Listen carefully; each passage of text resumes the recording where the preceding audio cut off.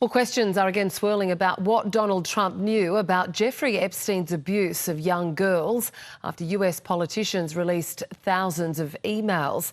Andrew Mountbatten Windsor's relationship with the convicted sex offender has also come up in The Correspondent.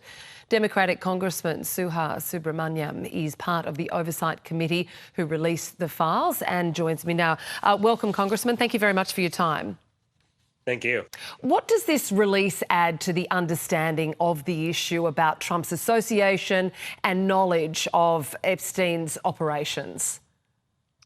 Well, first, Trump has denied vehemently that he knew Jeffrey Epstein was committing these crimes, but Epstein in his emails seems to indicate that Trump knew. He also seems to indicate that he had dirt on Donald Trump.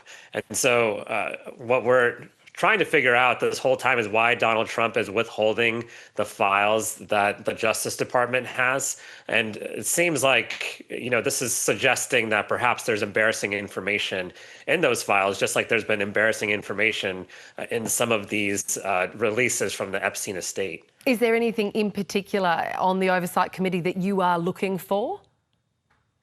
We're really looking for a couple of things. One, this entire investigation is about the crimes themselves and who committed them, but also about why law enforcement essentially let Jeffrey Epstein off the hook and has covered up for him for so many years.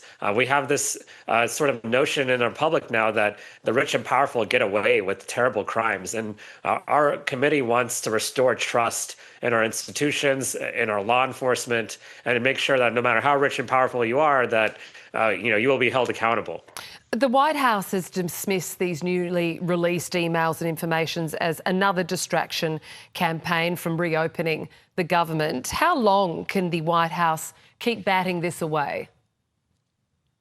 It's not going away. I'll tell you that many of the president's own supporters and his base voters want to see change here. They want to see the files released.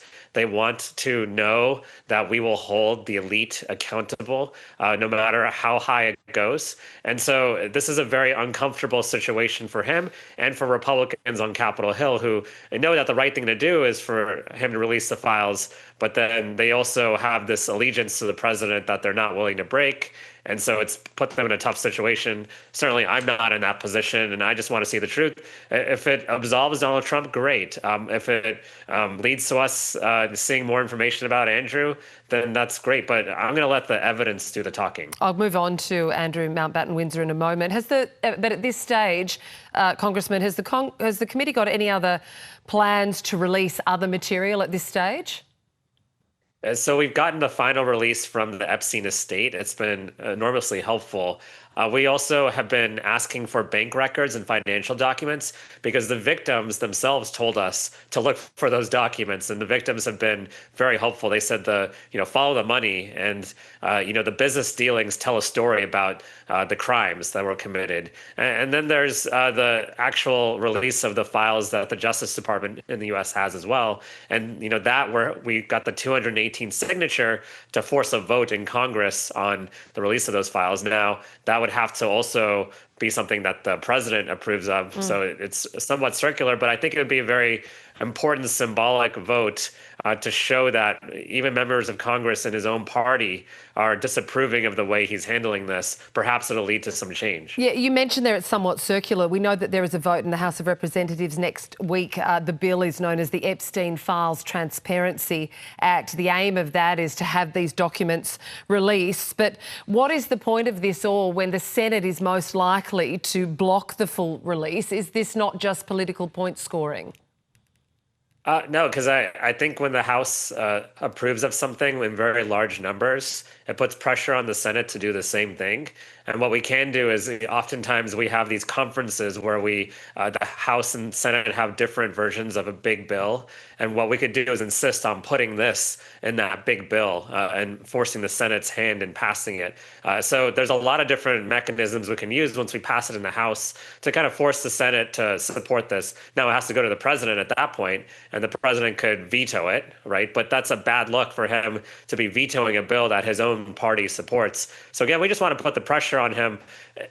I'm still puzzled why he hasn't released the files. This would all go away if he just released the files, but it feels like this is another cover-up when it comes to this issue, and that's why we're demanding some change. Overnight, there were more revelations that Andrew Mountbatten, Windsor's former Prince Andrew, kept ties with Epstein longer than was previously thought. What is the likelihood of him testifying? It seems like the likelihood is low. I sent him a letter a couple of weeks ago inviting him to testify, or at least explain to our committee what he knows. And we have not heard a response. What I'll say to Andrew, and I'll say to anyone else who is involved in this, is that even if you don't come forward and tell us what you know and do right by the victims, we will find those documents eventually. We will get to the bottom of the truth. And so eventually the chickens will come home and roost, as we say here. And in the meantime, if Andrew wants to hide, he can hide, but he can only hide for so long, the truth. Democratic Congressman Suha Subramaniam, many thanks for joining us at ABC Thank News you. Channel.